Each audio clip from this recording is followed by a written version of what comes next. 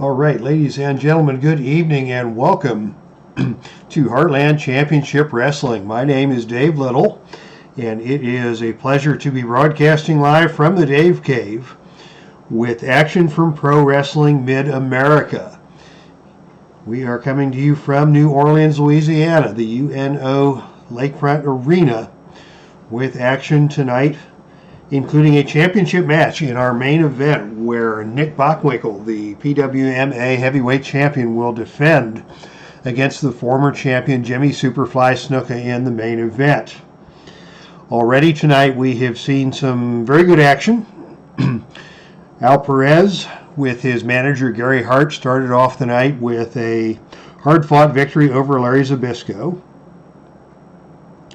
The new tag team of Dennis Condrey and Dr. D. David Schultz made a remarkable debut, but got themselves disqualified and went down to defeat against the team of Playboy Buddy Rose and Doug Summers when David Schultz wailed on Doug Summers with a chair.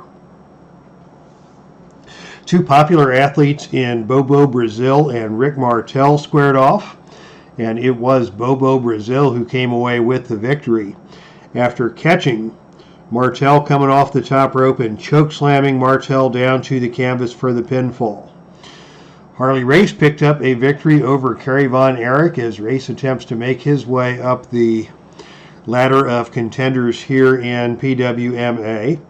And in the last match before our TV broadcast, it was Verne Gagne battling against the Dingo Warrior, and they fought to a double countout. Very interesting match between those two. The Dingo Warrior has recently come under the employment of Gary Hart, and Hart is trying to teach the Dingo Warrior the ways of the wicked. And Dingo struggled to do some of the things that Hart instructed him to do, but by the end it was Dingo with a foreign object who knocked Verne out of the ring. Verne had words with Hart at ringside, and Dingo Warrior came to the defense of Gary Hart and got into a brawl with Verne Gagne, and the two of them did not return to the ring, and the end result of that match was a double countout. And now we present to you tonight's action for the televised matches, and we're going to start off with tag team action as the Killer Bees, B. Brian Blair and Jim Brunzell, face off against the East-West connection of Jesse the Body Ventura and ADRIAN ADONIS. You see Blair and Brunzell here in the black and white. These are original Filsinger cards from the Legend Rematch set published in 2003. This was the second ever set of Filsinger Legends of Wrestling cards that was published back in 2003. And Blair and Brunzell were part of that set, and they are here to do battle against a couple of AWA bootleg cards. Jesse the Body Ventura, this guy you may recognize, former professional wrestler, really was kind of just a guy as a wrestler, big stereotypical looking muscle-bound heel. Really became well known for his commentary skills when he became the WCW commentator alongside Tony Schiavone, and did commentating in the WWF alongside Vince McMahon as well. And then went on to become the mayor of Brooklyn Park, Minnesota, the governor of Minnesota, conspiracy theorist, football coach, play-by-play announcer, lots of things that Jesse the Body Ventura has become known for. ADRIAN ADONIS was his AWA tag team partner, and they had quite a nice run as a team of Roughnecks. This is the New York City version of ADRIAN ADONIS before the WWF got hold of him and turned him into the flower shop version of ADRIAN ADONIS that I never really cared for.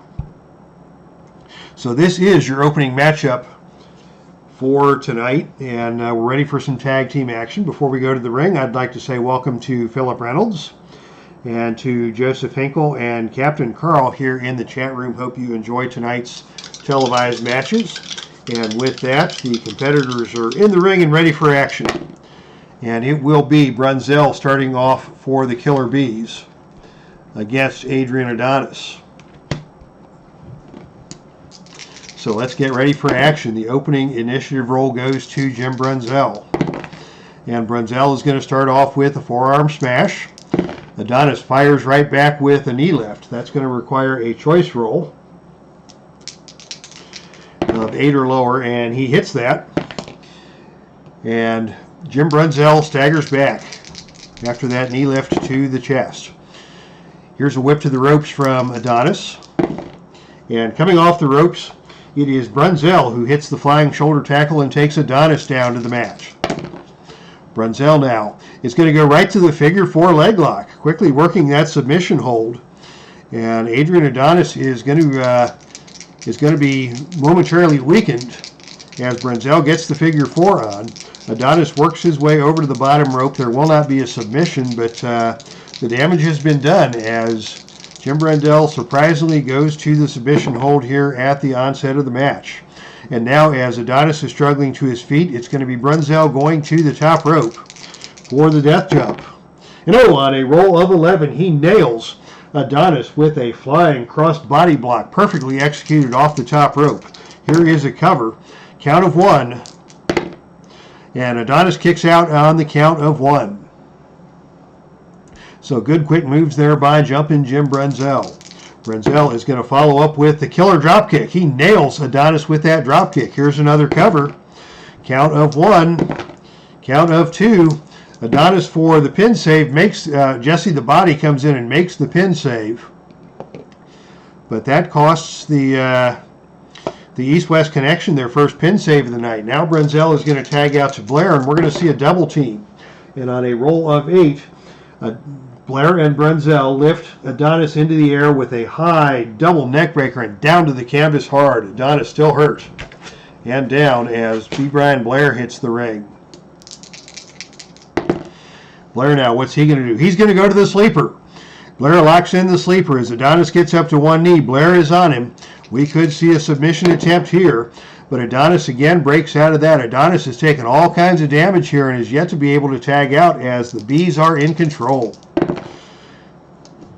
Blair is going to follow that up with a drop kick.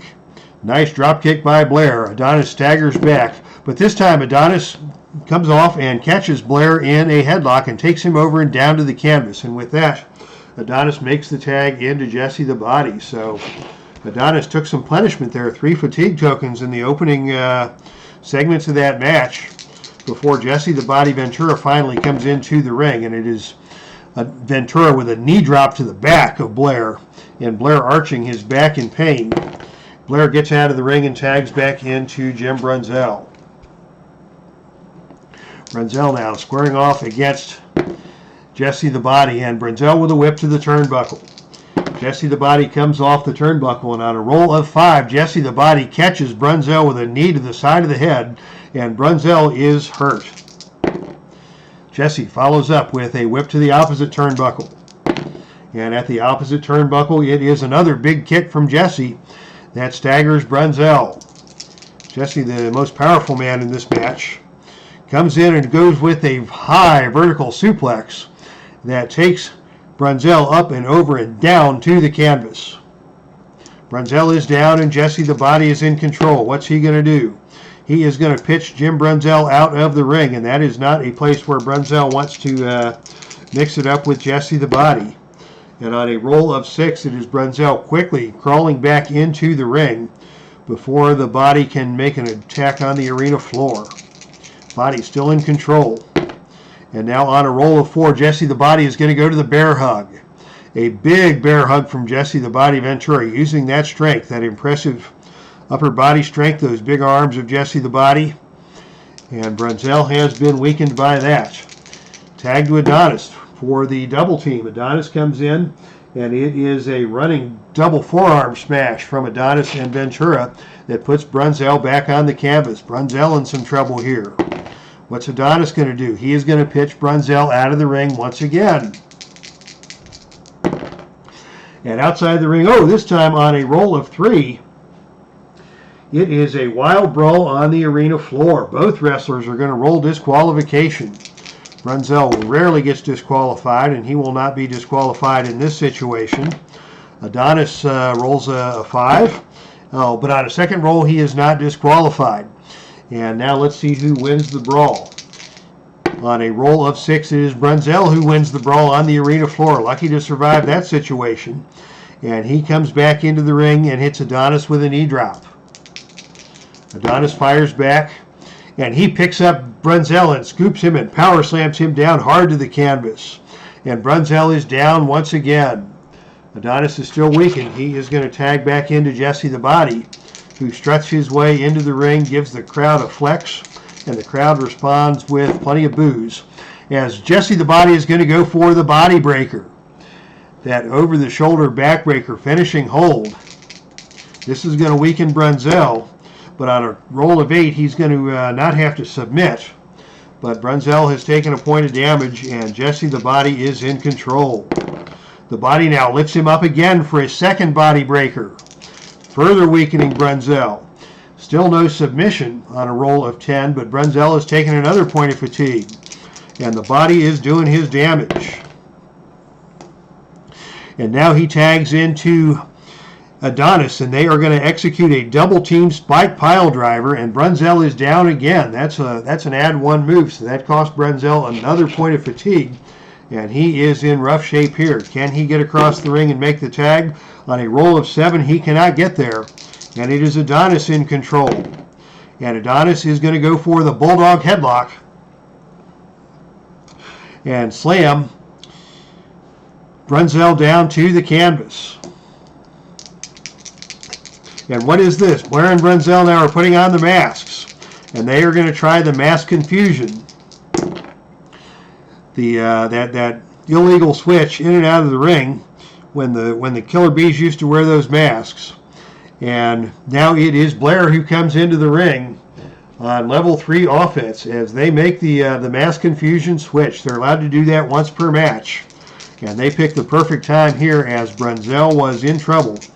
And he made the blind tag to B. Brian Blair. And they got away with it as Blair comes into the ring. And oh, he hits Adonis with the bee sting. That flying hip attack. We may see a cover here. Count of 1. Count of 2. Jesse's going to have to come in and make the pin save. He cannot get it done on a roll of 9. So now on a roll of 7 or lower, this match is going to be over. And oh, and a roll of 8, Adrian Adonis just kicked out of that one. Very close call as the Killer Bees executed that mass confusion blind tag to perfection. Blair hit the finisher and they almost got the 3 count. But at the last instant, Adonis kicks out and the match continues. Blair now is going to go up top for a death jump. And on a roll of 11, Blair nails the death jump. A perfect cross body block off the top rope. The pin roll on this is 7 or lower. And on a roll of 6, he got it. Oh my goodness. B. Brian Blair is the winner of this contest.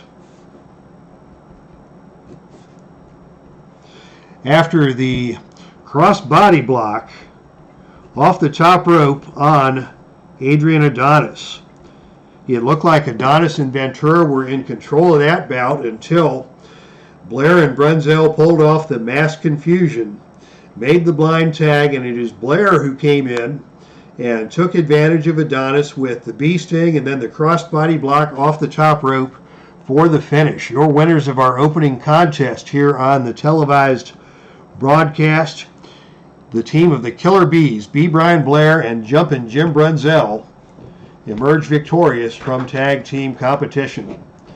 All right, so an exciting first match with a surprise ending there as the Killer Bees pull out the victory. And with that, welcome to the chat room. Thomas Morgan is here, and Al Red Sox fan is here, and ID Jester is here. So lots of great people in the chat room here tonight enjoying Heartland Championship Wrestling action from the Dave Cave. Our next contest is going to be singles competition, pitting the very popular Junkyard Dog against a double tough opponent in Bruiser Brody. And these two guys are both powerhouses, and they both like to mix it up in the ring. So this is going to be a brawl. We may not see a lot of headlocks or a lot of Greco-Roman chain wrestling in this contest, but Junkyard Dog and Bruiser Brody are going at it. And this match is, the winner of this match will advance to a #1 contenders match and have the chance to become the #1 contender for the PWMA Heavyweight Championship. So there are championship implications here. Consider this like a semifinal type match, as the winner of this will go on for a possible shot at the Heavyweight Championship. So here we go, Junkyard Dog and Bruiser Brody in the center of the ring. Both of these men tipping the Toledos at over 280 pounds. Bruiser Brody with the height advantage. Power is equal. Brody has the better athleticism. And here we go. The opening initiative roll goes to Bruiser Brody. And it is Brody who goes right for the Bruiser backbreaker. Lifts him up and drops Junkyard Dog down hard across the knee. And quickly he goes for the cover. But Junkyard Dog kicks out of that one. How about that? A level 3 offensive move off the opening lockup, leading to a pin attempt. And Brody is quickly in control. Brody now is going to go for the clothesline. He's going to need a death jump roll to connect on that one. And on a roll of 7, he nails Junkyard Dog with a clothesline. And the Junkyard Dog goes down. Brody asserting himself in the early stages of this match. And a running leg drop from Brody. And the Junkyard Dog is going to quickly roll out of the ring. Dog rolls out of the ring. Brody will follow, and the brawl will begin right here. And on a roll of 5, it is the Junkyard Dog who gets the best of the brawl. The opponent comes out of the ring to continue the fight, but you grab him and smash him onto the announcer's table with an awesome specialty move. How about that from the Junkyard Dog? This could be a disqualification, but there will not be a disqualification as the Junkyard Dog survives that. Both these men have high disqualification ratings, meaning they are more likely to get disqualified when things break down. But so far the referee says, let them fight, and it is the Junkyard Dog who is in control as action returns to the ring. Here's a falling headbutt from the Junkyard Dog, and he connects on that solidly. Dog follows that up with a football tackle. He makes the cover on Brody. Brody kicks out of that right away. But both men have already taken a point of damage here in the early going, as this match is every bit the brawl that we had anticipated. Here's another falling headbutt from the Junkyard Dog. Oh, and this time on a roll of 5, it is Brody who gets out of the way of that one. And Junkyard Dog crashes to the mat hard. Bruiser Brody now in control. Brody may have suckered him into that falling headbutt, and it was the cranium of Junkyard Dog meeting the mat. Brody now in control. What's he going to do? Here's a hard clothesline, and he drills it. And he follows that up with another hard clothesline. Also a choice roll. He nails it again. A series of hard clotheslines from Bruiser Brody. And now another running leg drop. Junkyard Dog slow to get to his feet, but he is trying to rally here. Brody stomping away in the corner. Junkyard Dog gets to his feet. Brody now with a whip to the turnbuckle.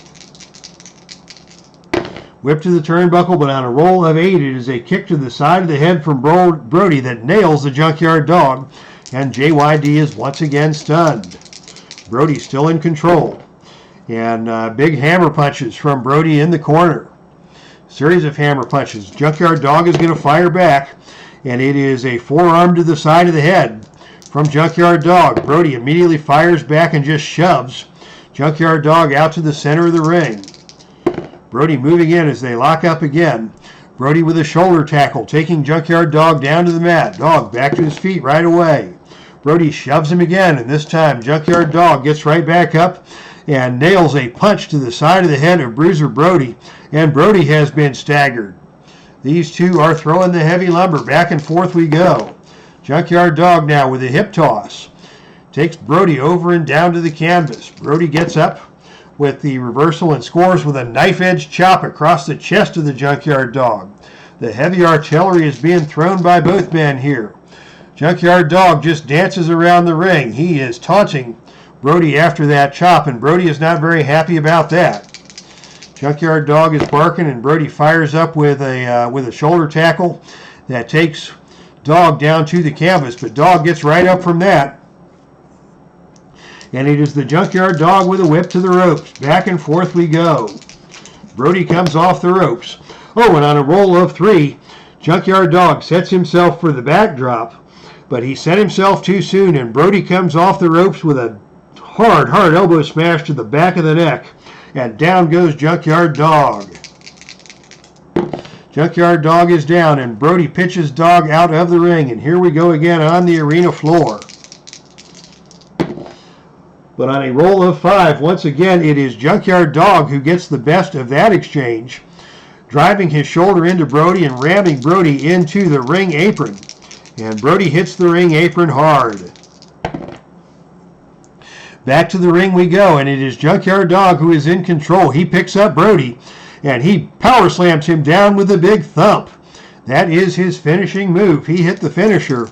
Brody's still pretty strong, and Brody kicks out of that. He's not ready to be pinned yet, but that big thump was a big statement from the Junkyard Dog. After that brawl on the arena floor, the Junkyard Dog has taken control. Dog now with a jumping head cracker, that's that headbutt that will knock your block off. Brody is a little less fazed by that than the average human being, but Brody is not an average human being by any stretch of the imagination. Brody now with a shoulder tackle takes the Junkyard Dog down to the canvas. Brody follows up with a drop kick.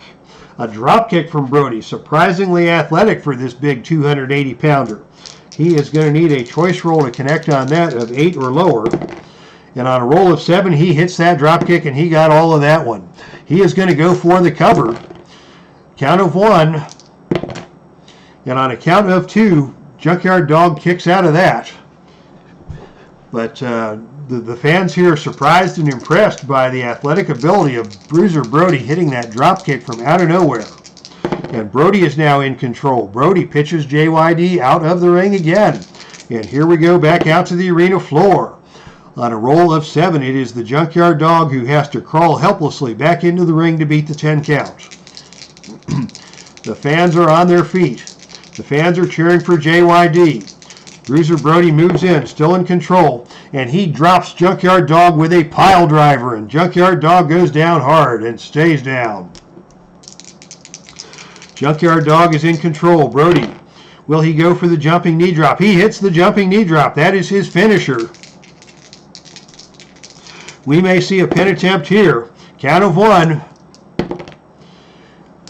Count of 2. On a count of 2.5, Junkyard Dog got his leg over the bottom rope. The Junkyard Dog barely escapes that one, but that is his 3rd point of fatigue. Using the Rob rules and the 3-count pin on the first 3 pin attempts.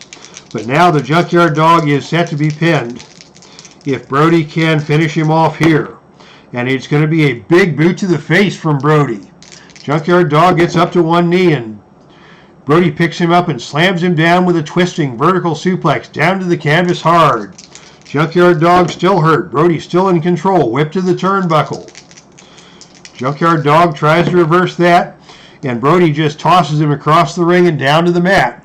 Junkyard Dog back to his feet. Brody with another knife-edge chop. Junkyard Dog says, bring it on. Brody with another knife-edge chop. Junkyard Dog stands his ground. Brody with a shoulder tackle takes Junkyard Dog down to the mat. Brody with a one-handed body slam down to the canvas hard goes Junkyard Dog.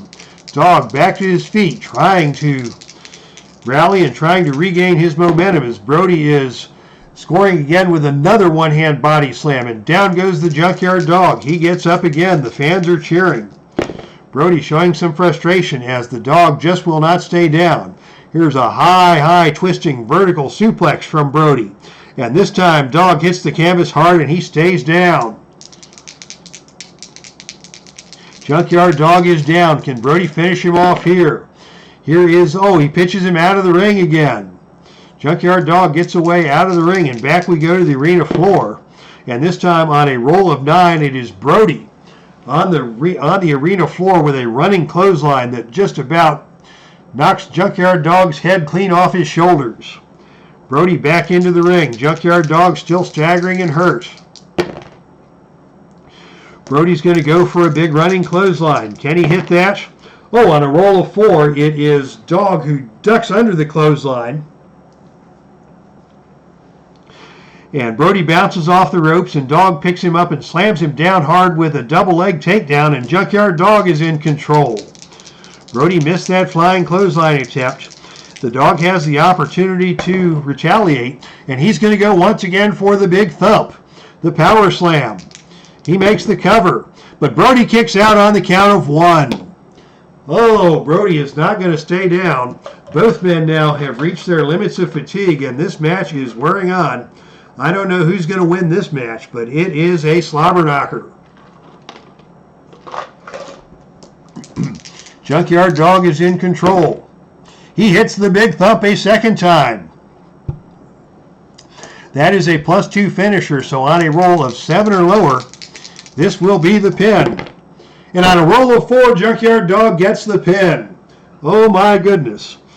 There are some who would consider that to be an upset, as the Junkyard Dog with the big thump has pinned Bruiser Brody, and Junkyard Dog will have an opportunity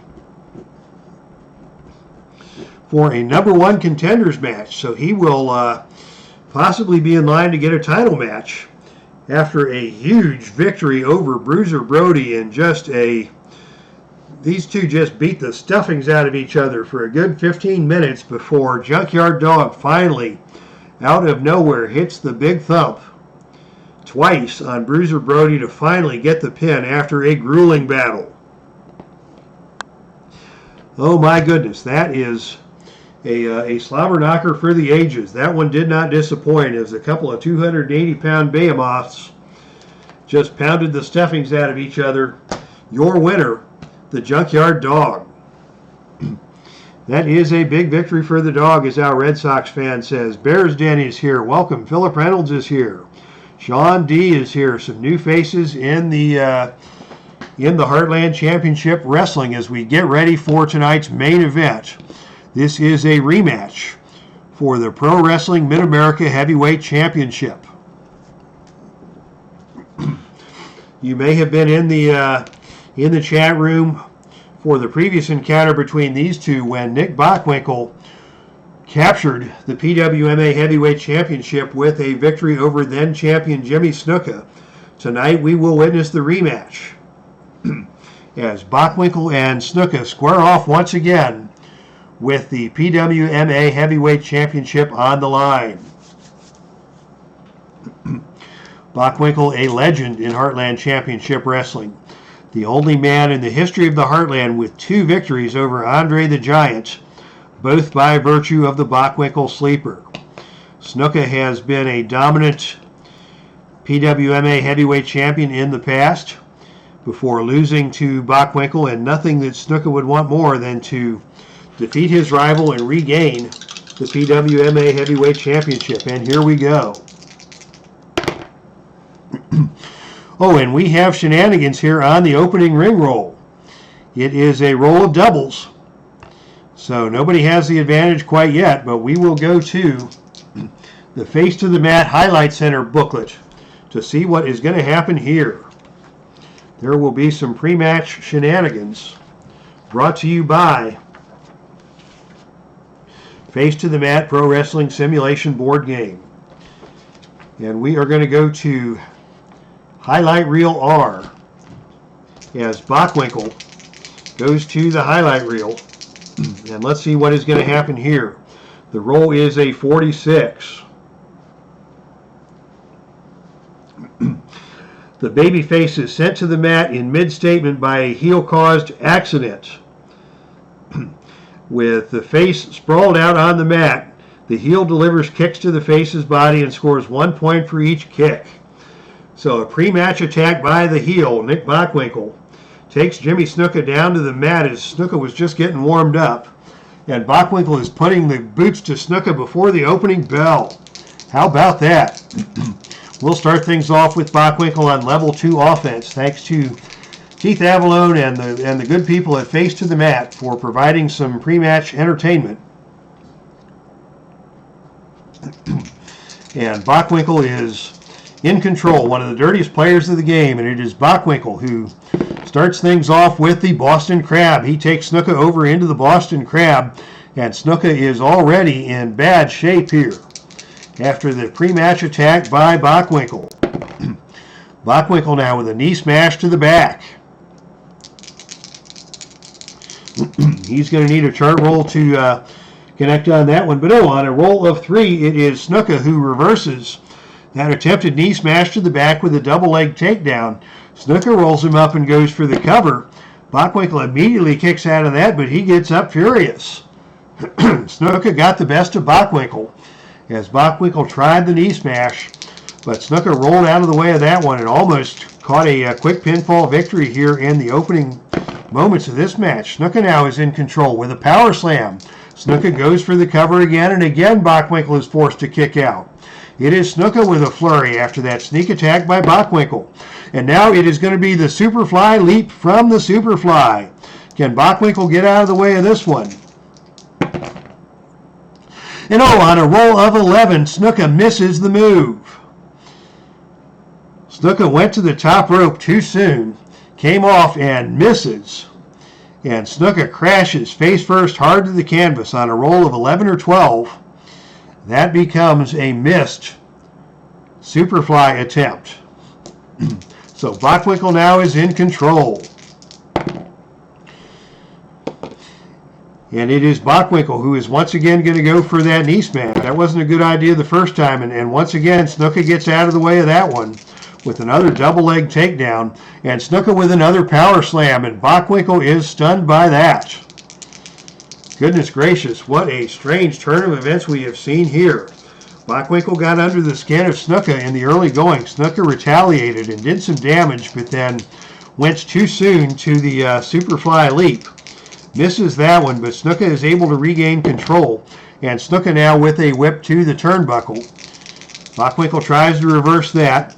And Snuka retaliates and is going to go with the attempt at the sleeper hold. Can he catch the sleeper hold? On a roll of 4, he catches the sleeper hold, and Bockwinkel is forced to go quickly to the ropes to break that one up. And Snuka is back in control. Snuka now with a whip to the turnbuckle. Bockwinkel comes off the turnbuckle. And this time it is Snuka who charges into the turnbuckle. Bockwinkel gets out of the way of that one, and Snuka crashes into the ring post and tumbles out of the ring. Oh my goodness. Snuka now has to crawl back into the ring with Bockwinkel in control. Bockwinkel is going to go for the figure 4 leg lock.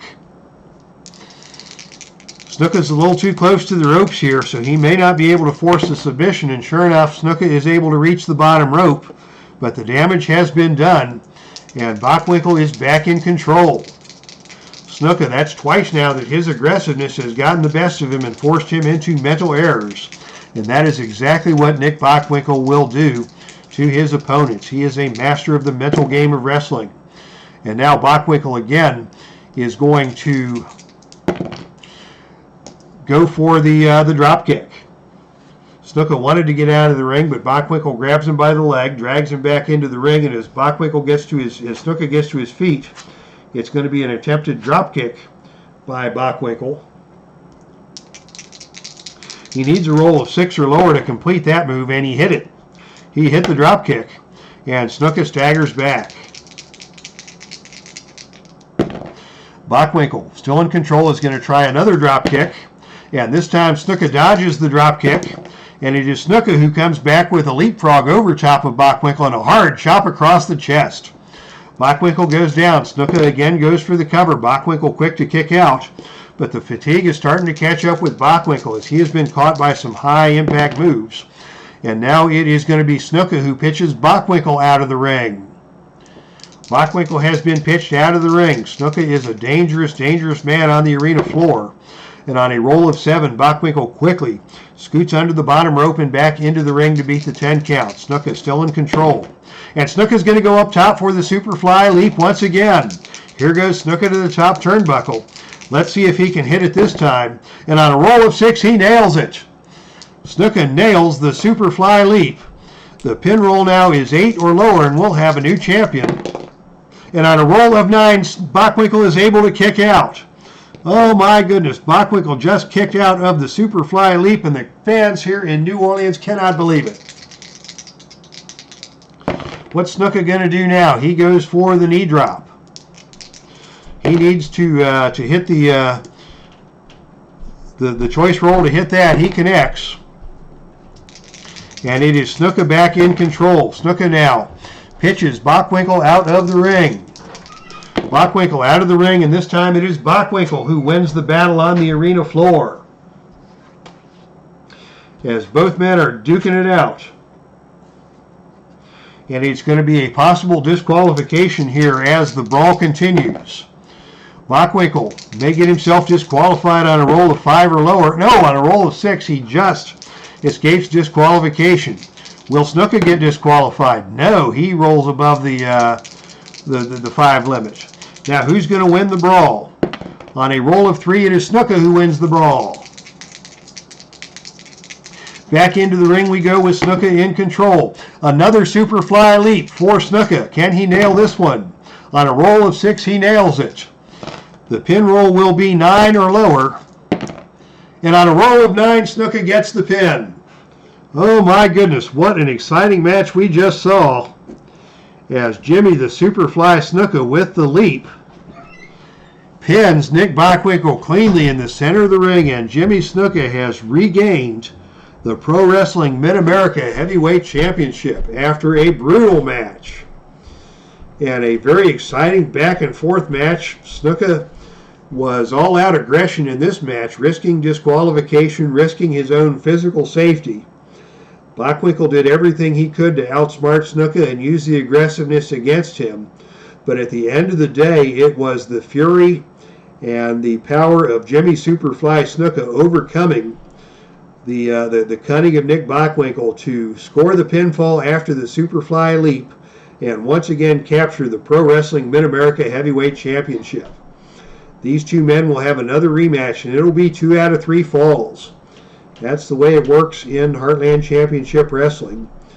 If you win the title, your opponent gets a rematch, and if your opponent wins the rematch, then it's 2 out of 3 falls to decide once and for all who the champion will be. And that will be the fate of this battle between Nick Bockwinkel and Jimmy the Superfly Snuka. But for tonight, Snuka is your winner and your new Pro Wrestling Mid-America Heavyweight Champion. Congratulations to the Superfly. And Nick Bockwinkel will be back again to fight another day. All right, fans, thank you for joining us tonight for Heartland Championship Wrestling. What a wonderful show of support we had in the chat room. 12 folks in the chat room as we wrap things up here tonight to see the Superfly regain the Pro Wrestling Mid-America Heavyweight Championship with that huge Superfly leap and the victory over Nick Bockwinkel. So thanks to ID Jester, Thomas Morgan, Sean D., Al Red Sox fan, Joseph Hinkle, Dave Garner made his appearance in the chat room as promised. Scrolling up, who else we got here? Captain Carl was here, Bears Den, Rob stopped in, Sean D. Lots of great people coming in for some Saturday Night Wrestling. Captain Carl. So thank you everybody for stopping by tonight for tonight's broadcast of Heartland Championship Wrestling here on the Epic Sports Broadcasting Network. Be back tomorrow with my journey with Jesus as we delve into the prayer journal. And going to have some History Maker baseball on the channel sometime this coming week, I hope. But until then, fans, thank you for joining us. That's our stream, and I am out of here.